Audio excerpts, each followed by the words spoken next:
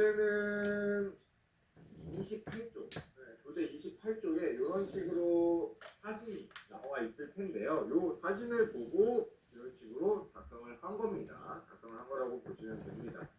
여기 제가 앞에 화면으로 한 번만 보여드리면, 자, 이 업무 수행 기록표 같은 경우에는 별다른 게 아닙니다. 소방안전관리자분들이 업체가 아니고 소방안전관리자분들 나름대로 확인하실 수 있는 사항들을 확인하시고 월 1회 이상, 한 번만 하셔도 돼요. 1회 이상이니까 월 1회 이상 이 업무 수행 기록표를 작성을 해주셔야 됩니다. 그래서 그 예시로 지금 28쪽에 보시면은 이런 식으로 사진이 나와 있습니다. 그래서 이런 부분들을 점검하면 된다 정도로 제가 말씀을 드릴 수 있을 것 같은데요. 보시면 소화기 압력 게이지, 소화기 제준연도, 소화기 점검, 간단한 이 소화기 점검부터 해서 보시면 소화전, 옥내 소화전이라든지 아니면 스프링클러 설비와 관련되어 있는 이런 펌프, 펌프의 상태라든지 아니면 수시, 유도 등의 예비 전원, 그 다음 여러분들이 평상시 항상 보실 수 있는 이 수신기, 수신반 확인, 옥내 소화전 동력 제어반, 방화문, 옥내 소화전 함, 이런 부분들을 간단하게 점검을 하실 수 있습니다. 소화기의 압력은 충분한지, 내용연수 몇 년? 소화기요? 10년. 10년이 소화기 제준연도로부터 지나진 않았는지.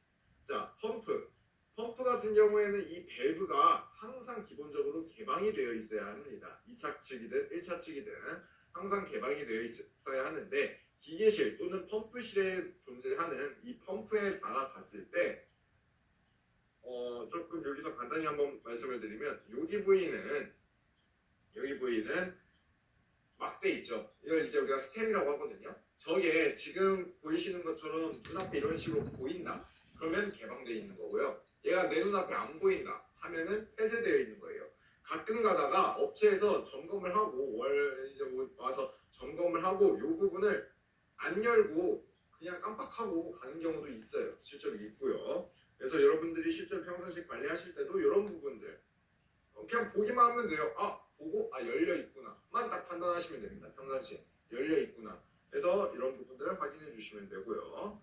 유도등, 이런 통로 유도등이라든지 이런 유도등에 대해서 예비 전원, 알맞게 들어오는지 예비 전원 시험. 그다음에 수신기 확인했을 때 기본적으로 수신기에는 교류 전원하고 그다음에 전압 지시, 정상의 파란불, 이렇게 두 가지만 불이 들어와 있어야 돼요. 뭐 때에 따라서 축적 정도까지만 불이 들어와 있어야 하는데, 이런 식으로 평상시 보지 못했던 예비전원 감시등과 같은 불빛이 들어와 있다? 그러면은 그거는 현재 잘못 관리가 되고 있는 거니 원래 상태로 복구해 주셔야 되고, 이 예비전원 감시 같은 경우에는 수신기 안에 있는 예비전원 축전지, 배터리에 문제가 있다는 뜻이거든요. 그래서 그거를 교체해 주시거나 하시면 되겠습니다. 옥내 소화전 동력 제어반, 옥내 소화전 있는 곳에는 이런 식으로 펌프가 있고, 펌프 근처에 이런 식으로 제어반, 빨간 색깔로 제어반이 있습니다. 얘 같은 경우에는 간단히 말씀드리면 요 위에 보이시는 요 선택 스위치는 항상 자동 위치로 가 있어야 되고요. 그 다음에 정지에 파란색 불이 들어와 있어야 합니다.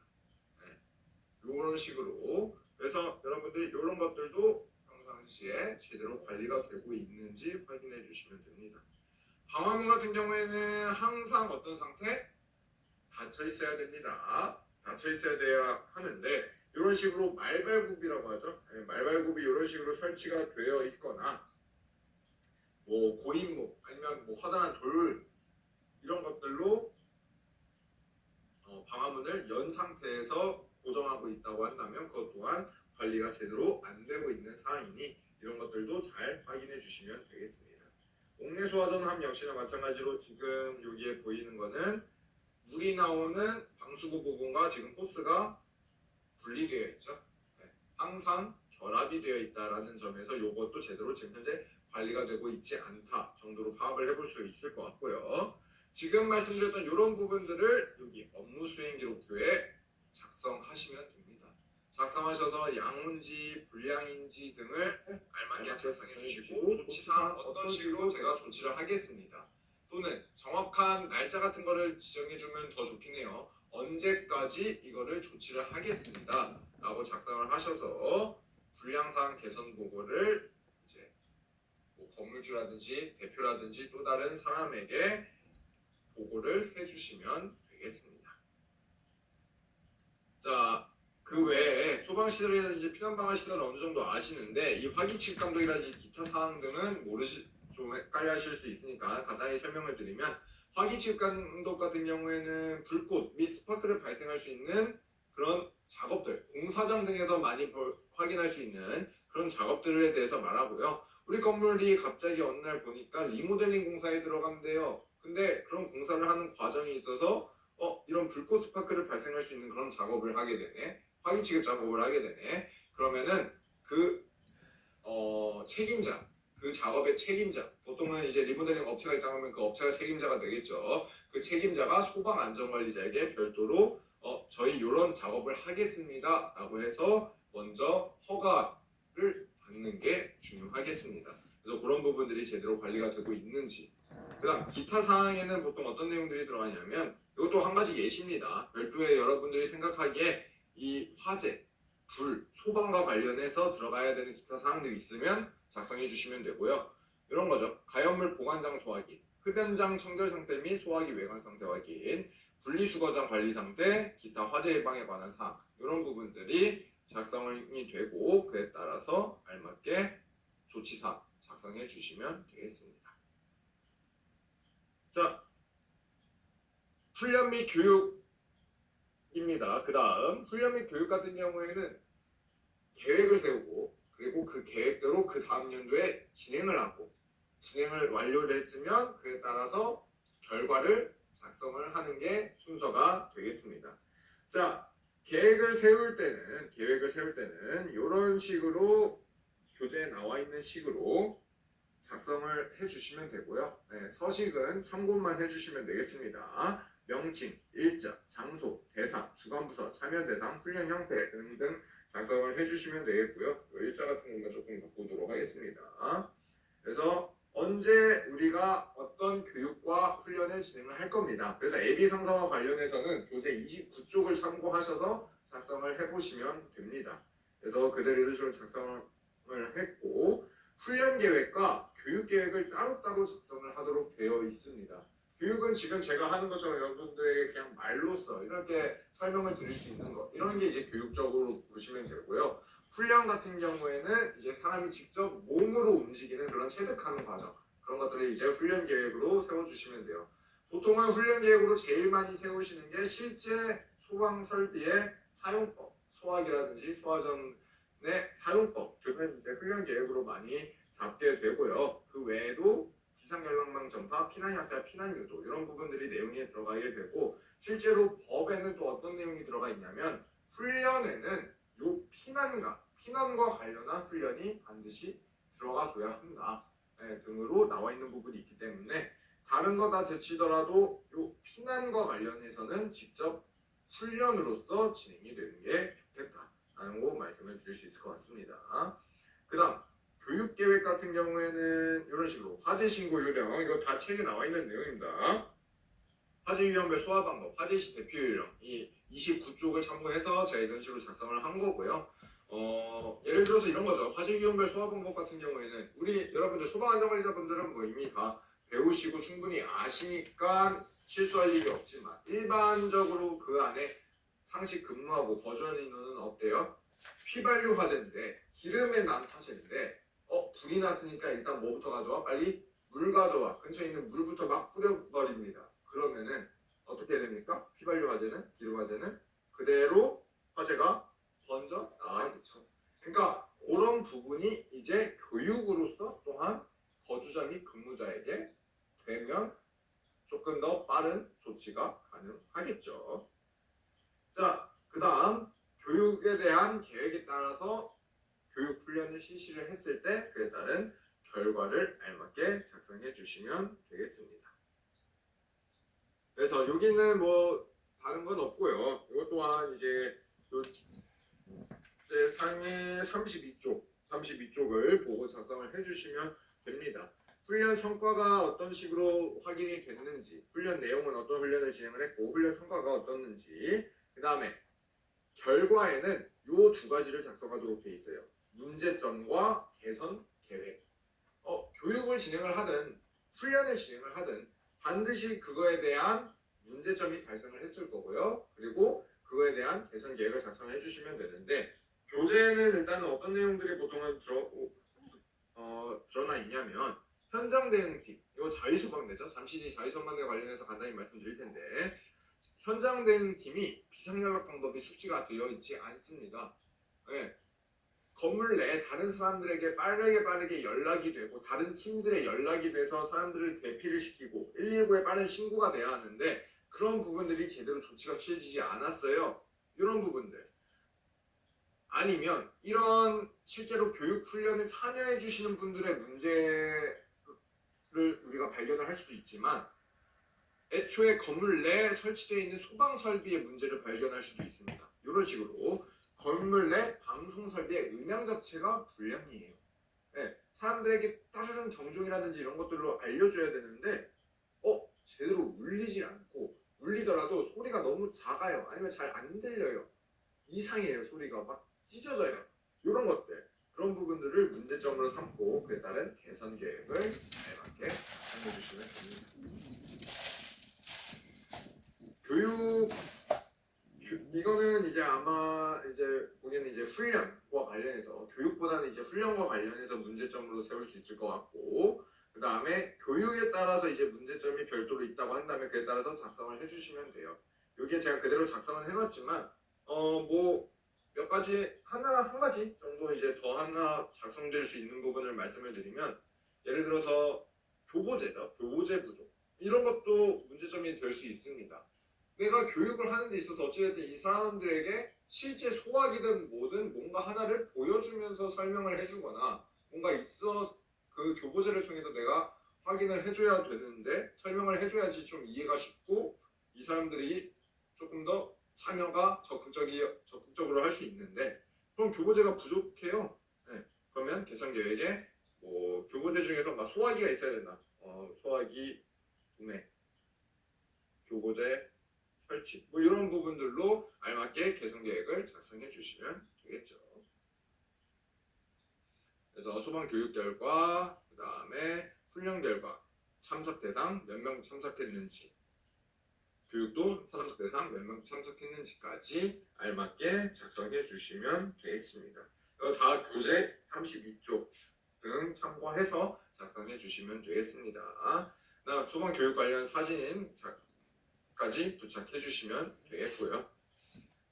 자유소방대 운영계획 같은 경우에는 건물 내에는 사람이 많든 적든 자유소방대는 무조건 조직을 하셔야 됩니다. 네, 자유소방대는 조직을 하셔야 돼요. 그럼 많은 사람들이 우리는 건물에 상시 근무하는 인원이 10명도 채 되지 않아요. 너무 적어요. 네, 조직하셔야 돼요. 네, 자유소방대는 법적으로 이거는 무조건 조직을 하도록 되어 있는 부분이기 때문에 조금 그 조직을 하는 데 있어서 인원 편성을 하는 데 있어서 좀 건물별로 달라질 수는 있겠지만은 조직은 무조건 하셔야 된다. 그래서 AB 상사 도로명 주소 등급 상시 근무 인원이 몇 명인지 상시 근무 인원에 따라서 자유소방대의 타입이 달라지게 됩니다. 대부분은 상시 근무 인원 50명 미만인 경우에는 그냥 타입 3로 작성을 하게 되고요. 이제 이 자유소방대 이 AB 상사와 관련해서는 여러분들 작성을 하실 때는 뭐 교재 24쪽에 AB 상사와 관련해서는 다 나와 있기 때문에 그 부분을 참고하셔서 작성하시면 되고, 이런 부분들을 이제 작성을 했을 때 자유소방대 지휘통제팀 대장, 부대장, 대장이 보통 대표, 건물주 등이 될 수 있겠고요. 부대장이 보통 소방안전관리자분들이 될 수 있겠어요. 저는 제가 건물주이자 소방안전관리자예요. 대표이자 소방안전관리자예요. 네, 대장과 부대장을 하나로 소방안전관리자 한 분으로 하셔도 됩니다. 네, 괜찮습니다. 여러분들 건물에 따라서 상시 근무하는 인원에 따라서 작성해 주시면 돼요. 자, 현장 대응팀 안에 다음과 같은 여러 가지 팀이 있어요. 비상연락팀부터 방호안전팀까지. 근데 방금까지도 계속 말씀드린 것처럼, 그리고 여러분들이 걱정하시는 것처럼 우리는 인원이 너무 적어요 하시는 경우에는, 일단은 우리는 인원이 그래도 어느 정도 있어요, 상시 근무하는 인원이 어느 정도 있어요 하시면은 이런 식으로 팀을 세분화해서 알맞게 작성을 해주시면 되겠고요. 이 AB 상사처럼 저희는 인원이 적어요 하시면은 이런 팀 같은 경우에는 아예 제외해버리고 현장되어 있는 팀 하나로 인원을 편성을 하시고, 대신 임무 같은 것들이 적절하게 알맞게 배분은 돼야 되겠죠. 그래서 현장 대응 팀의 하나로 편성을 하셔도 되겠습니다. 그래서 이거 보신 것처럼 지금 AB 상사 같은 경우에도 응급구조팀이라든지 방화전팀은 없어요. 네, 인원에 맞춰서 작성해 주시면 되고, 하지만 이 초기 대응 체계 같은 경우에는 또한 자위소방대와 마찬가지로 반드시 조직이 돼야 된다. 초기 대응 체계는 자위소방대에 포함해서 조직을 하셔도 돼요. 포함해서 이게 이미 조직되어 있는 분들을 초기 대응 체계로 분류하셔도 되고요. 자, 이 초기 대응 체계 같은 경우에는 상시 근무 인원, 항상 근무하는 인원들 대상으로 초기 대응 체계는 분류를 해주시면 되고, 보통은 건물의 경비원분들, AB 상사 같은 경우에도 그런 식으로 지금 나와 있죠. 경비원분들이 많이 이제 초기 대응 체계로 분류가 되시죠. 네, 이런 식으로 작성해 주시면 됩니다.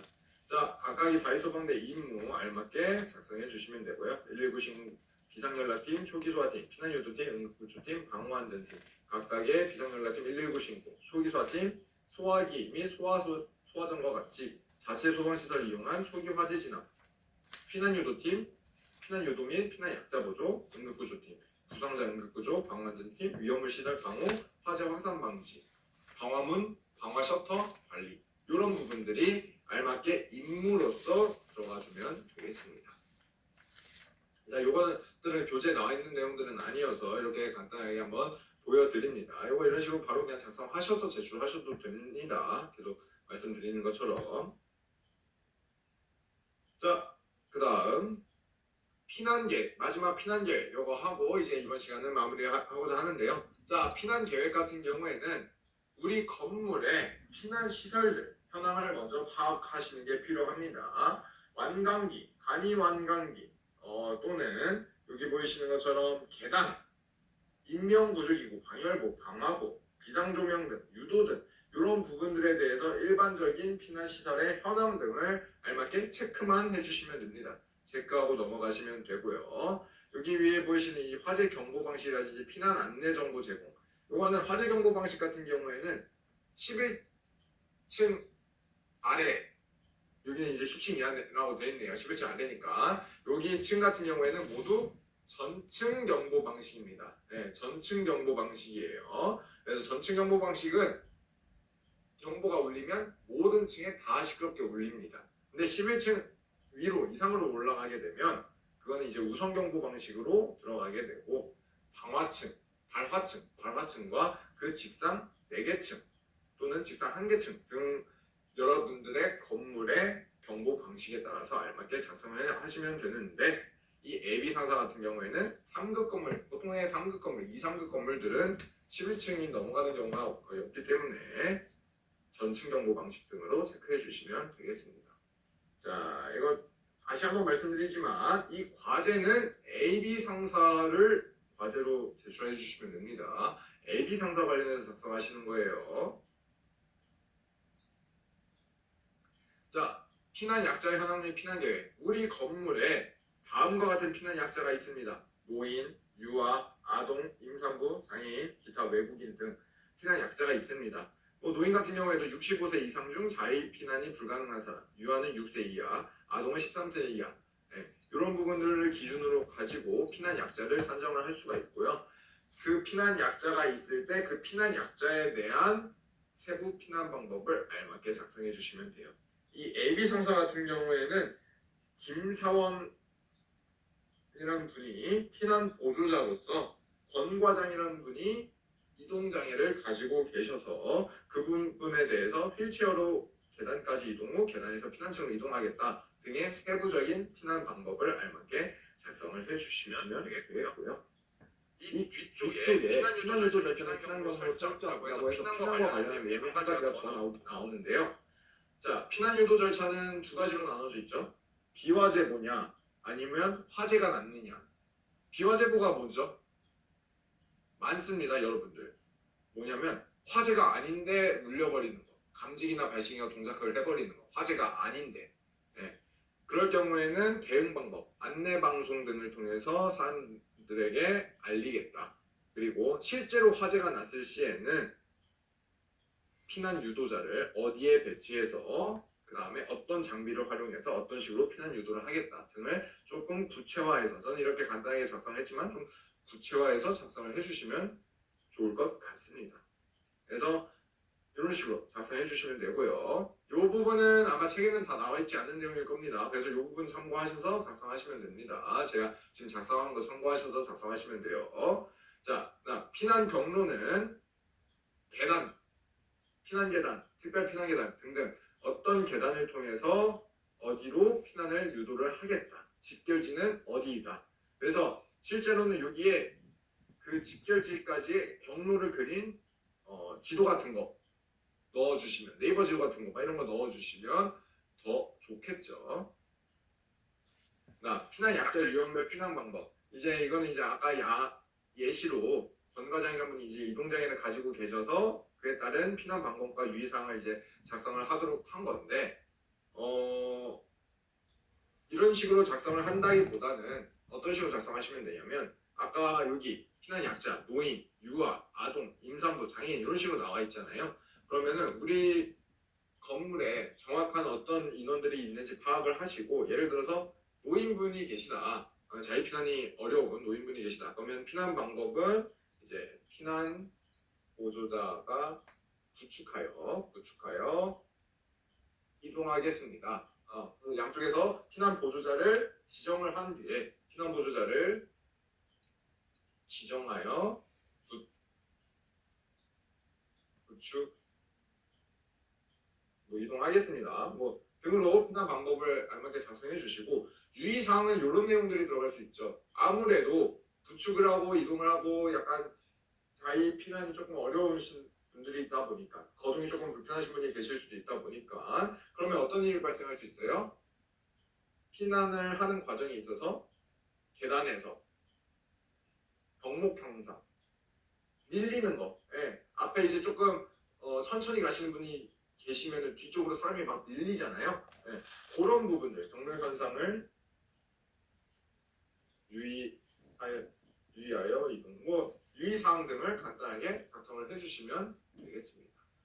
그래서 노인 또는 유아, 아동, 임산부에 따라서 알맞은 피난 방법과 유의사항 등을 하나씩 작성을 해주시면 좋은 계획서가 될 것 같습니다. 자, 이렇게 해서 마무리하도록 하겠고요. 자, 이거 작성을 하시고 지금 이미 여러분들 이미 다 같이 작성해도 된다라고 말씀드렸죠. 같이 다 작성하신 분은 바로 제출하셔도 되는데, 자, 제출하는 방법 안내드리겠습니다.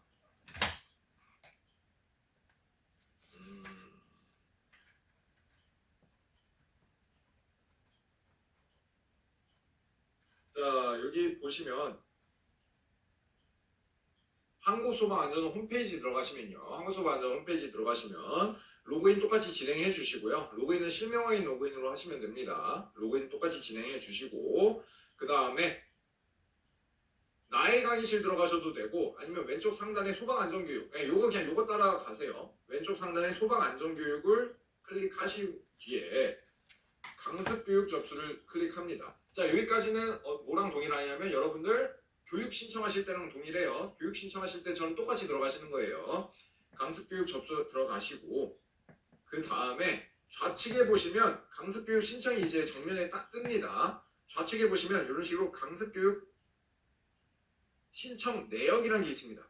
좌측편에 강습교육 신청 내역이라는 게 있어요. 요거 누르신 뒤에 오른쪽 하단에 보시면 과제 제출이라고 보입니다.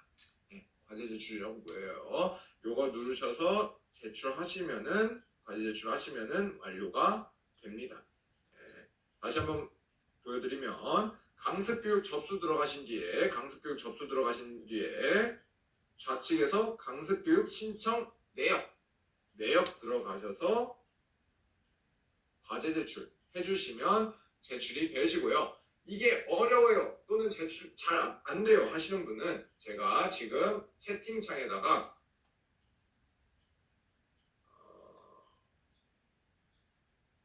채팅창에다가 잠시 뒤에 제가 이메일을 하나를 올려놓겠습니다. 이메일 하나 올려놓으면은 거기로 그 이메일로 보내주셔도 저희가 확인하고 과제는 제출해 주신 걸로 처리하겠습니다. 자, 이번 시간에 저 제출 잘 못해, 그 작성을 잘 못했어요 하시는 분은 쉬는 시간이라든지 점심시간을 이용해서 작성을 하시면 되는데요. 아시는 만큼만, 아시는 만큼만. 완벽하면 당연히 너무 좋은데, 아시는 만큼만 작성하셔서 제출해 주셔도 되겠습니다.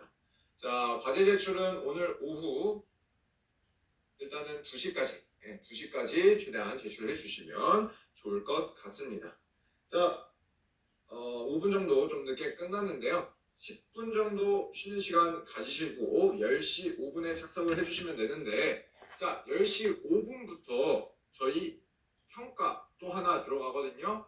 반드시 잘 참여해 주셔야 되고 무조건 컴퓨터로 또 참여해 주셔야 합니다. 10시 5분에 반드시 바로 자리에 착석해 주시면 되겠습니다. 한 시간 동안 수고 많으셨습니다.